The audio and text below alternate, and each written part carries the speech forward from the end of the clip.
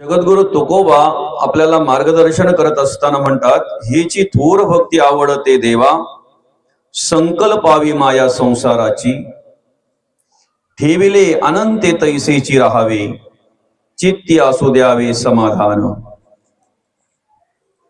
आम्ही परमार्थ करत असताना, भक्ती करत असताना, देवपूजा देवाचं कार्य करत असताना जी भक्ती करतोय, जे देवपूजा करतोय, खऱ्या अर्थानं ती भक्ती आमच्याकडून घडते का? ती देवपूजा आमच्याकडून होते का? याचा मनापासून जर आम्ही विचार केला तर निश्चित त्याचा शोधबोध लागल्याशिवाय राहणार नाही. ते आपल्याला समजल्याशिवाय राहणार नाही की आपण काय करतोय. बरं का? भक्ती कशाला म्हणतात ते जगद्गुरु तुकोबा आम्हाला या ठिकाणी मार्गदर्शन करतात. देवपूजा कशाला म्हणतात त्याचं मार्गदर्शन जगद्गुरु तुकोबा आपल्याला करतात. बरं का? चिंतन श्रवण करण्याआधी ज्या निमित्तानं या ठिकाणी आपण ही दररोजचीच चिंतन सेवा अर्थात गाथा अभंग चिंतन सेवा आयोजित केलेली आहे, ज्यांच्या स्मरणार्थ या ठिकाणी ही सेवा आयोजित केलेली आहे, आपल्या या ठाकरे परिवाराचे पिता श्री कैलासवासी मालू हरी ठाकरे बाबांना मंगळवार दिनांक 24 फेब्रुवारी 2026 रोजी देवाज्ञा झाली. त्यांचं वृद्धापकाळाने निधन झालं आणि बाबा गेल्यापासून या ठिकाणी आपण रोजचीच ही सेवा श्रवण करत आहोत. आजचा सेवेचा हा 7वा दिवस आहे. जवळजवळ 6 दिवस आपण 6 प्रवचन श्रवण केलेली आहेत. आजचं आपण 7वं प्रवचन श्रवण करतोय. चिंतन सेवा 7वी आपण या ठिकाणी श्रवण करत आहोत. खर तर आज भक्ती जर पाहायला गेलं, परमार्थ जर पाहायला गेला, तर आम्ही जे करतोय, आम्ही ज्याला परमार्थ म्हणतोय, आम्ही ज्याला भक्ती म्हणतोय, खरोखर संत त्याला भक्ती म्हणतात का किंवा परमार्थ म्हणतात का? बरं का? नारद मुनी ज्या वेळेला आजच्या या कलियुगामध्ये अवलोकन केलं त्यांनी आणि बघितल्यानंतर त्यांना एक वेगळं चित्र पाहायला मिळालं. परमार्थामध्ये, भक्तीमध्ये जे देवदेव करतात त्या ठिकाणी एक वेगळं चित्र त्यांना पाहायला मिळालं. आणि म्हणून मग भगवंतांना त्यांनी नमस्कार केला. भगवंतांना सांगितलं, देवा, मृत्यूलोकामध्ये गेलो होतो. कलियुगामध्ये जी माणसं भक्ती करतायत, परमार्थ करतायत, देवपूजा करतायत, ते सगळं बघितलं, अवलोकन केलं. पण एक वेगळं चित्र म्हणे मला पाहायला मिळालं. भगवंत म्हणतात, काय वेगळं चित्र पाहायला मिळालं? नारद मुनी म्हणतायत, असं एक चित्र मला पाहायला मिळालं की आई तरुण आहे. ऐकताय ना? नारद मुनी काय म्हणतायत? असं चित्र मला पाहायला मिळालं, आई तरुण आहे, पण तिची जी 2 मुलं आहेत ना, ती मात्र म्हातारी आहेत, वृद्ध आहेत. भगवंत म्हणतात, असं तुला अनुभवायला मिळालं का? असं तुम्हाला पाहायला मिळालं का? हो. आई अतिशय तरुण आहे म्हणे, पण मुलं म्हातारी आहेत. त्याचं विश्लेषण करत असताना असं म्हटलं, भक्ती तरुण आहे, भक्ती तरुण आहे, पण तिच्या पोटी येणारी विवेक आणि वैराग्य ही 2 मुलं मात्र म्हातारी पाहायला मिळाली, वृद्ध झालेली पाहायला मिळाली, थकलेल्या अवस्थेमध्ये पाहायला मिळाली. ज्या ठिकाणी भक्ती तरुण आहे आणि तिच्या पोटी जन्माला येणारी ही 2 मुलं विवेक आणि वैराग्य वृद्ध आहेत, म्हातारी आहेत, थकलेली आहेत, त्याला भक्ती म्हणताच कामा नाही. त्याला भक्तीच म्हणू शकत नाही. खर तर ही 2 मुलं तरुण पाहिजेत, विवेक आणि वैराग्य. कर्तृत्ववान पाहिजेत, कार्य करणारी पाहिजेत. ज्या ठिकाणी विवेक आहे त्या ठिकाणी भक्ती, ज्या ठिकाणी वैराग्य आहे त्या ठिकाणी भक्ती. विवेक आणि वैराग्य जर नसेल तर आम्ही किती जरी परमार्थिक असण्याचा आव्हानला, आध्यात्मिक कार्य करतोय, भक्ती करतोय असं किती जरी आम्ही आव्हानला तरी भक्ती घडणार नाही, परमार्थ घडणार नाही. खर तर आम्ही आमच्या जीवनाची वाटचाल करत असताना जी कर्म करतोय ना, जे जगतोय वागतोय ना, त्यालाच भक्ती म्हणतात, त्यालाच भक्ती म्हणतात. तुम्ही किती महागडी फळं देवाला वाहताय त्याच्याशी देवाला गरज नाही. तुम्ही किती महागडी फुलं देवाला वाहताय त्याच्याशी देवाला गरज नाहीये. तुम्ही तुपाचा दिवा लावताय की पाम तेलाचा दिवा लावताय तुमच्या परिस्थितीप्रमाणे, त्याच्याशी देवाला गरज नाहीये. तुम्ही किती सुगंधी अगरबत्ती देवाला त्या ठिकाणी दाखवताय त्याच्याशी देवाला आवश्यकता नाही, त्याच्याशी गरज नाहीये. हे सगळं कार्य करत असताना तुमचं मन किती निर्मळ आहे ना, तिथे विवेक आहे का, तिथे वैराग्य आहे का? हे सगळं करत असताना तुमचं अंतःकरण किती पवित्र आहे, मन किती निर्मळ आहे, याचा विचार भगवंत करत असतात. तुमची श्रद्धा काय, निष्ठा काय आहे, भाव काय आहे, किती विश्वास आहे, किती विश्वास आहे तुमचा देवावर, हे देव पाहत असतात. बरं का?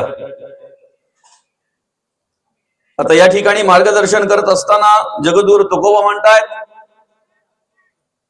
हेची थोर भक्ती आवडते देवा. त्या भक्तीमध्ये आमचा विश्वास पाहिजे. किती? बघा, एखाद्या लहान मुलाला आपण घेतो ना असं कडीवर दोन्ही हातामध्ये उचलतोय बघा, एखाद्या लहान मुलाला, आणि त्याला उचललं का जरा असं आपण हलवतोय, त्याला असं हलवायला लागल्यानंतर ते हसतंय. बरं का? हसतंय ना असं हलवायला लागल्यानंतर, ते त्याला मजा वाटतंय ते. आणि असं दोन्ही हातामध्ये हलवता हलवता त्याला पटकन असं उंच उडवतोय आपण. बरं का? उंच उडवतोय आणि पुन्हा झलकतोय, असं सांभाळतोय त्याला. खरं तर रडायला पाहिजे ना त्याने, रडायला पाहिजे की नाही, पण ते हसतंय. का हसतंय माहितीये का? त्याचा विश्वास असतो, ज्याने मला उंच उडवलंय ना, सांभाळणारा तोच आहे, झलकणारा तोच आहे, तोच झलकणार आहे, तोच सांभाळणार आहे, म्हणून तो हसतोय. भक्ती करत असताना, परमार्थ करत असताना आमचा एवढा विश्वास पाहिजे की ज्याने आम्हाला जन्माला घातलंय, हे आयुष्य ज्याने तुम्हा आम्हाला दिलंय, सांभाळणारा तोच आहे. आणि त्याच विश्वासाने, त्याच श्रद्धेने, तेवढाच अंतःकरणामध्ये भाव सदृढ ठेवून आम्ही देवाची भक्ती केली पाहिजे. आम्ही देवाचा परमार्थ केला पाहिजे, देवाचं नामस्मरण केलं पाहिजे. बरं का? खर तर आम्ही ज्या संसारामध्ये कार्य करतोय ना, त्या संसाराचा परमार्थ आम्हाला करता आला पाहिजे, त्या संसाराचं परमार्थामध्ये रूपांतर करता आलं पाहिजे. आता कदाचित काहींच्या मनामध्ये शंका येईल, संसाराचं परमार्थात रूपांतर कधी करता येईल, कसं करता येईल? येईल ना. ज्या पद्धतीने संतांनी कार्य केलं त्या पद्धतीने जर आम्हाला आमच्या संसारात कार्य करता आलं तर निश्चित संसार संपलेला असेल, त्या ठिकाणी परमार्थच घडत असेल आमच्याकडून. फक्त तसं ते कार्य करता आलं पाहिजे.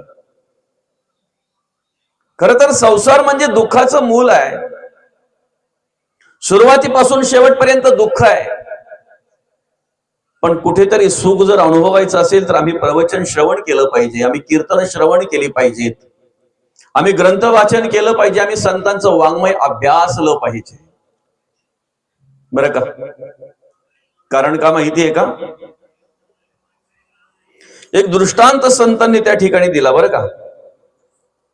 आम्ही प्रवचन का श्रवण करायचंय, आम्ही कीर्तन का श्रवण करायचंय, किंवा आम्ही संतांचं वाङ्मय का अभ्यासायचंय, वाचायचंय?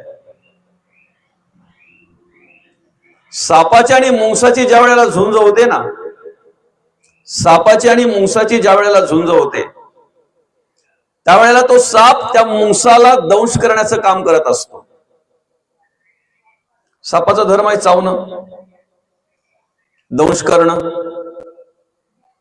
साप जेव्हा त्या मुंगसाला दंश करतोय ना, चावतोय ना, त्यावेळेला मुंगसाच्या ती विष चढत असते. मुंगसाला जाणवलं ना विष चढतंय सापाचं, तो मुंगूस त्याला माहिती असलेल्या विशिष्ट प्रकारच्या वनस्पतीला हुंगतोय. बरं का, अशी एक प्रकारची वनस्पती आहे ती फक्त मुंगसालाच माहिती आहे. तिला जर हुंगली बरं का, तर जेवढं विष चढलेलं असते ना तेवढं विष उतरतंय. एकदा ती वनस्पती हुंगली ना की चढलेलं विष सगळं उतरलं जातंय. पुन्हा जाऊन तो मुंगूस त्या सापाशी लढत असतो, झुंजत असतो. पुन्हा तो साप त्याला दंश करत असतो. पुन्हा जाऊन तो मुंगूस त्या ठिकाणी ती वनस्पती हुंगत असतो. पुन्हा येऊन इकडे सापाशी लढत असतो. असं करता करता करता करता शेवटी साप मरतोय आणि मुंगूस जिंकतोय. कोणाच्या आधारावर? कोणाच्या आधारावर? त्या वनस्पतीच्या आधारावर, त्या औषधाच्या आधारावर. आम्ही ज्या वेळेला आमच्या संसारूपी सापाशी लढायला जातो ना, झुंजायला जातो ना, त्यावेळेला तो दंश करण्याचं काम करतोय. ते विष चढत असतंय, पण ते चढलेलं विष उतरावं असं जर वाटत असेल तर आम्ही प्रवचन श्रवण केलं पाहिजे, आम्ही कीर्तन श्रवण केलं पाहिजे, आम्ही संतांच्या वाङ्मयाचा अभ्यास केला पाहिजे. ज्या वेळेला आम्ही श्रवण करतोय ना त्यावेळेला संसाराचं चढलेलं विष त्या सापाचं सगळं उतरलं जातंय आणि पुन्हा एकदा बळ येते, पुन्हा एकदा प्रेरणा मिळते. त्याच पद्धतीने आणि त्याच बळाने त्या ठिकाणी आध्यात्मिक कार्य करण्यासाठी, परमार्थ करण्यासाठी, भगवंताचं नामस्मरण करण्यासाठी संसार करता करता ते कार्य आम्हाला करायचं आहे. संसार करता करता आम्हाला ते कार्य करायचं आहे. फक्त संसारात गुंतता कामा नये. बरं का, ज्या दिवशी संसारातला आसार संपला असेल ना, संसार आसार सारला असेल ना ज्या वेळेला आम्ही, त्यावेळेला आमचा संसार संपलेला असेल. त्यावेळेला आमचा संसार संपलेला असेल. बरं का, आणि म्हणून आम्हाला संसारात कार्य करता करता, आम्हाला आमच्या घरामध्ये कार्य करता करता एक स्मरण राहिलं पाहिजे. आमची भूक भागता भागता इतरांच्या भुकेचा विचार आम्हाला करता येतोय का? पूर्वी आमच्या घरामध्ये अशी काही माणसं होती, माऊली, माय माऊली होत्या. आता आहेत या ठिकाणी काही वृद्ध माणसं आहेत. गावातली जी मोलमजुरी करणारी माणसं असायची ना, ती आजही त्या माणसांची बात काढतात. ती वृद्ध झालेली आहेत. ती मोलमजुरी करणारी माणसं पण वृद्ध झाल्यात आणि ज्यांनी त्यांना खायला घातले ती पण वृद्ध झाल्यात. काही आहेत, काही गेल्यात, पण आजही त्यांची बात काढतात का बस ती मावशी एक नंबर चांगली होती, तो काका एक नंबर चांगला होता, आम्ही त्यांच्याकडे कामाला जायचो पण आमच्याकडे मजूर म्हणून त्यांनी कधी बघितलंच नाही, त्यांच्या मुला एवढं प्रेम आमच्यावर केलं. आणि ते जेवणा द्यायची पद्धत होती नाही का माऊली, संध्याकाळच्या वेळेला मग अपूर्ण दिवसभर काम केला की मग ते त्यांच्याकडचं जेवण घेऊन जायचं. ते देताना एवढे द्यायचे ना तर त्यांच्या भूक भागून त्यांच्या घरातली त्यांची 2 पोरं पण जेवतील एवढं ते अन्न द्यायचे त्या ठिकाणी. बरं का, आमची भूक भागवता भागवता इतरांच्याही भुकेचा विचार आम्हाला करता आला. आमची तहान भागवता भागवता इतरांच्याही तहानेचा विचार आम्हाला करता आला. आमचं जीवन आम्ही जगता जगता इतरांनाही जगवण्याचा विचार आमच्या अंतःकरणामध्ये ज्या दिवशी येईल ना, तीच भक्ती पांडुरंग परमात्म्याला आवडत असते. म्हणून जगद्गुरु तुकोबा म्हणतात, हेची भक्ती, हेची थोर भक्ती आवडते देवा. कुठली भक्ती आवडते? आम्हाला संसार करता करता देवपूजा करता आली पाहिजे. ती देवपूजा म्हणजे काय? अतिथी देवो भव, मातृ देव भव, पितृ देव भव, अतिथी देव भव, आचार्य देव भव. घरी आलेला पाहुणा पाहुणा नसून देवच आमच्याकडे आलेला आहे. देवच आमच्याकडे आलेला आहे. आचार्य देव भव, ज्यांच्याकडून आम्ही ज्ञान ग्रहण केलेलं आहे, ज्ञान घेतलेलं आहे, ज्यांनी आम्हाला मार्गदर्शन केलेलं आहे, गुरुस्थानी असलेले त्यांची सेवा करणं आमचं कर्तव्य आहे. ज्यांनी आम्हाला या ठिकाणी जन्माला घातलेलं आहे त्या आई वडिलांची सेवा करणं आमचं कर्तव्य आहे. आणि खऱ्या अर्थानं ज्या समाजामध्ये, ज्या कुटुंबामध्ये आम्ही ऋणानुबंधाच्या गाठीने ज्या ठिकाणी जन्माला आलोय ना, त्या ठिकाणी ऋणातून मुक्त होण्यासाठी आम्ही प्रयत्न करणं आमचं कर्तव्य आहे. ते प्रयत्न करणं म्हणजेच भक्ती आहे. आणि तीच भक्ती भगवंताला, पांडुरंग परमात्म्याला आवडत असते. बरं का, आज जर पाहायला गेलं, आम्ही धर्म कार्य करतोय, देव कार्य करतोय, पण प्रामाणिकपणे जर विचार केला, अंतर्मुख होऊन स्वतः जर आम्ही स्वतःच्या अंतःकरणामध्ये मनामध्ये जर विचार केला, तर स्वतःला विचारा ना, मूर्तीरूपी असलेल्या देवाची जेवढी आम्ही काळजी घेतो, ऐकताय ना, मूर्तीरूपी असलेल्या देवाची जेवढी आम्ही काळजी घेतोय तेवढी काळजी चालत्या बोलत्या देवाची घेतो का? घेतो? मूर्तीरूपी देवाला आम्ही वेळेवर आंघोळ घालतो, मूर्तीरूपी देवाला आम्ही वेळेवर नैवेद्य दाखवतो, मूर्तीरूपी देवाच्या पूजेमध्ये आम्ही काही कमी पडत नाही, त्याला वेळेला दिवा लावतोय, वेळेला अगरबत्ती दाखवतोय. अरे पण देवाला जर तुपाचा दिवा लावत असेल तर कमीत कमी आईला एक खोबरेल त्याची बाटली तरी आणून देता आली पाहिजे ना. देवाला जर तुम्ही रोज अभिषेक करत असाल, रोज जर आंघोळ घालत असाल, तर कधीतरी आपल्या घरातल्या आईला, आजीला, त्या सुनांनी कधीतरी आंघोळ घालण्याचा प्रयत्न केला पाहिजे ना, कधीतरी त्यांच्या केसाला तेल लावण्याचा प्रयत्न केला पाहिजे ना, कधीतरी त्यांच्या केसाला फळी लावण्याचा प्रयत्न केला पाहिजे ना. आणि हीच भक्ती देवाला आवडते, हेची थोर भक्ती आवडते देवा. आम्हाला मूर्तीची पूजा करता करता, आम्हाला मूर्तीची सेवा करता करता ज्यांनी आम्हाला या जगामध्ये आणलंय ना, त्या देवांची पण सेवा करता आली पाहिजे, त्या देवांची पण पूजा आम्हाला करता आली पाहिजे. अंतःकरणपूर्वक प्रत्येकाने प्रत्येकाच्या मनाला विचारा, आम्ही त्या मूर्तीरूपी देवाच्या पुढे ज्या पद्धतीने साष्टांग नमस्कार घालतोय, लोटांगण घालतोय, कधीतरी आमच्या आई वडिलांच्या चरणावर डोकं टेकवतोय का बरं? पाया पडतोय का आम्ही? ज्या दिवशी आम्ही आमच्या आई वडिलांच्या पाया पडून त्यांचं दर्शन घेऊन घराच्या बाहेर पडू ना, त्या दिवशी मंदिरातला देवही आमच्या आतुरतेने वाट पाहत असेल, आतुरतेने वाट पाहत असेल. खऱ्या देवांची पूजा करून आता माझ्या पूजेला येतोय, आतुरतेने वाट पाहत असेल तो देव.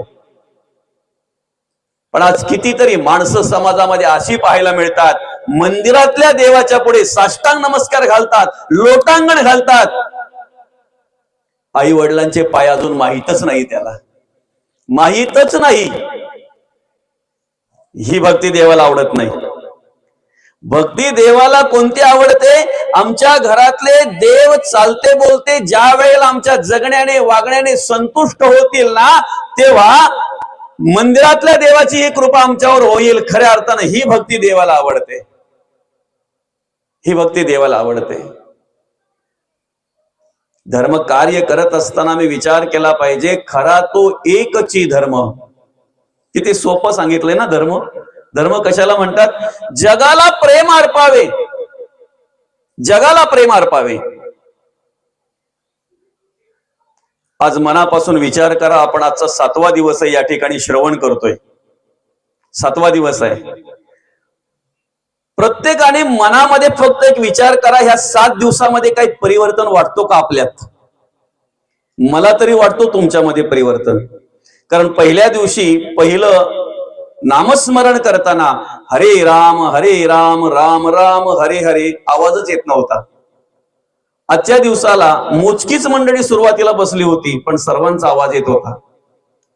म्हणजे जे नामस्मरण करायला आम्ही घाबरत होतो किंवा आमच्या मनामध्ये ती प्रेरणा नव्हती, ती स्फूर्ती नव्हती, आज 7व्या दिवसापर्यंत ती प्रेरणा, ती स्फूर्ती आमच्या मनामध्ये, अंतःकरणामध्ये आली आणि इथे बसलेल्या सर्वांच्या मुखामध्ये हरे राम राम राम हरे हरे ऐकायला मिळालं, ऐकायला मिळालं. प्रवचन कीर्तन हे परिवर्तनासाठी आहे. काहीतरी प्रेरणा मिळाली पाहिजे ना, काहीतरी स्फूर्ती निर्माण झाली पाहिजे ना. नुसते आले, महाराज बोलले, कीर्तन केलं, प्रवचन केलं, त्यांचं त्यांना लखला. काही माणसं तर इथून उठताना पण डायरेक्ट अंग झटकूनच उठतात. तुमचं तुम्हालाच राहू द्या. नाही ठीक आहे, आपण वरून काही लागू नये म्हणून अंग झटकतोय ते ठीक आहे, पण मनापासून नका ना झटकू. अगदी महत्वाचा विषय काय आहे? परिवर्तन व्हावं म्हणून प्रवचन आहे, परिवर्तन व्हावं म्हणून आम्ही कीर्तन श्रवण केलं पाहिजे. आम्ही वाङ्मयाचा अभ्यास का केला पाहिजे, का अनुभवलं पाहिजे वाङ्मय? परिवर्तन घडावं म्हणून. आणि ग्रंथ वाचता वाचता जेव्हा आमच्यामध्ये बदल होतो ना, ती भक्ती देवाला आवडते, ती भक्ती देवाला आवडते. ग्रंथ वाचता वाचता आमच्या मनामध्ये परिवर्तन होते, आमचं मन निर्मळ होते, आमचं अंतःकरण स्वच्छ होत आहे, आमच्या मनाला स्थिरता प्राप्त होते ना, ती भक्ती देवाला आवडते. आणि मग एकदा ती भक्ती आमच्या अंतःकरणामध्ये निर्माण झाली की मग काय होणार, संसाराची माया अंतःकरणामध्ये शिल्लक राहणार नाही. संकल्पावी माया संसाराची. बरं का, संसार कितीही केला नेटका, किती रंग दिला तर त्याला कलर येतो सांगा मला? किती रंग दिला तर कलर येतो त्याला? येतो का रंग? येतो का त्याला? किती जरी त्याला आम्ही किती चांगल्या प्रकारचा रंग दिला तरी कधीही तो असा सुशोभित दिसत नाही. काय म्हटलेलं आहे? संसार कितीही केला नेटका तरी पांढरा फिकाच होत जातो. पांढरा फिकाच होत जातो. बरं का, त्या संसारामध्ये आम्ही किती जरी आणलं, कधीतरी असं झालंय का हो, एखादा पका वृद्ध माणूस झालाय आणि तो स्वतःहून बोललाय बस झाला संसार आता, मरेपर्यंत संसार संपत नाही. एखादी आजी नात सुना जरी आल्या ना, तिच्या नात सुना तर लांबच गेला, नात सुना जरी आल्या तरी ती बोलत नाही की आता बस झाला संसार, आता देवदेव करावं, देवाचं नामस्मरण करावं, 2 वेळचं जे मिळतंय ते ग्रहण करावं, खावं आणि भगवंताचं नामस्मरण करावं. बाकी ही माझी भांडी ना, ती माझी टोपी ना, ही माझी सुपाना, इथून माझा अंगणा ना, तो माझा. संपलंय का कधी? संसार कितीही केला नेटका तरी तो पांढरा फिकाच होत जातो. पांढरा फिकाच होत जातो. संकल्पावी माया संसाराची. कधीतरी त्याचा विसर पडला पाहिजे ना माणसाला. कमीत कमी प्रवचन श्रवण करता करता तरी पडला पाहिजे ना, कीर्तन श्रवण करताना तरी विसर पडला पाहिजे ना. ज्या वेळेला आम्ही ठिळे गावातून आळंदीला जायला निघतोय, पायी वारी करतोय, कशासाठी? देवाचं नामस्मरण घडावं म्हणून, परमार्थ भक्ती घडावी म्हणून. तेव्हा तरी आम्हाला संसार विसरता आला पाहिजे ना. ज्या वेळेला आम्ही देव दर्शनाला तीर्थक्षेत्री जातोय तेवढा वेळ तरी आम्हाला संसार विसरता आला पाहिजे ना. आणि जर तेवढा वेळ विसरता आला तर समजा माया संकल्पावी, अर्थात माया आम्ही बाजूला ठेवलेली आहे. आणि तेवढा वेळही जर आम्हाला संसार विसरता येत नसेल, तीर्थाला जाऊनही जर आम्हाला संसार आठवत असेल, पायी वारी करतानाही जर आम्हाला संसार आठवत असेल, नामस्मरण करतानाही जर आम्हाला संसारच आठवत असेल, परमार्थ भक्ती करताना श्रवण करतानाही जर आम्हाला संसारच आठवत असेल, तर मग ती माया शेवटी आम्हाला अडकवते, गुंतवते, परत 84 लक्ष जीवयोनीमध्ये फिरायला लावते. तिला माया म्हणतात. तिला माया म्हणतात. काय करता आलं पाहिजे? विस्मरण झालं पाहिजे, विसरता आलं पाहिजे. बरं का, कार्य करत असताना आपण कोण आहोत, आता कुठल्या घरामध्ये जन्म व्हावा हे आपल्या हातात होतं का? आपल्या हातात होतं?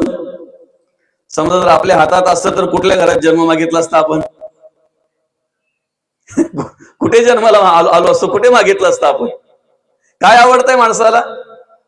जे घर पक्क सुसंस्कारित आहे, चांगल्या प्रकारे परमार्थिक आहे, देवाचं नामस्मरण ज्या घरामध्ये चालू आहे, परमार्थिक माणसं आहेत, परमार्थाचेच विचार ऐकायला मिळतात, ते घर आवडतंय का? करोडो रुपयाचा बंगला, 2-4 गाड्या, पुढे अजून काय काय मस्त ऐशो आराममध्ये सगळं काय आहे, 4-5 पिढ्यांना संपणार नाही एवढी संपत्ती आहे, काय आवडते आपल्याला? आपण कुठे मागितला असता जन्म? आमच्या हातात नाहीये जन्म. बरं का, जन्म आमच्या हातात नव्हता. कुठे जन्माला यावं हे आमच्या हातात नाही. बरं, तुम्ही कोण आहात? आपण सगळे अंतःकरणपूर्वक जर विचार केला तर आपण सगळे मनुष्य म्हणून जन्माला घातलंय भगवंतानी, माणूस म्हणून जन्माला घातलंय. सर्वांना माणूस म्हणून जन्माला घातलंय ना, मनुष्य म्हणून जन्माला घातलंय. पण तरी सुद्धा कवी म्हणतायत, अरे माणसा कधी होशील रे तू माणूस. माणसाने माणसाशी माणसासम वागणे हीची आमची प्रार्थना आणि हेचे आमचे सांगणे. माणसाने माणसाशी माणसासम वागणे. जर सांगावं लागतंय तर आम्ही आमच्या मनाला विचारा, वागतो का? माणसाने माणसाशी, माणूस माणसाशी माणसासम वागतय का? तुम्ही कोण आहात हे महत्वाचं नाही, तुमच्या अंतःकरणामध्ये कुठले विचार आहेत ना हे महत्वाचं आहे. तुमच्या मनामध्ये कुठले विचार आहेत ना हे महत्वाचं आहे. तुम्ही किती शुद्ध विचाराचे आहात, तुम्ही किती चांगल्या विचाराचे आहात ना हे